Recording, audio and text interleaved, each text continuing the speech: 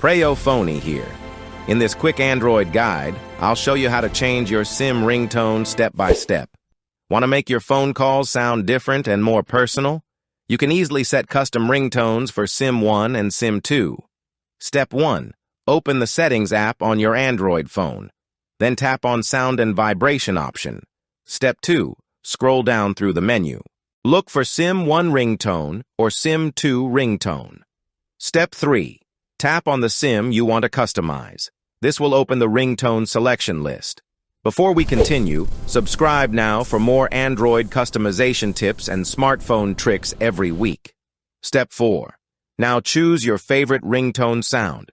Tap on it to preview and select it. Step 5. Confirm your selection if needed.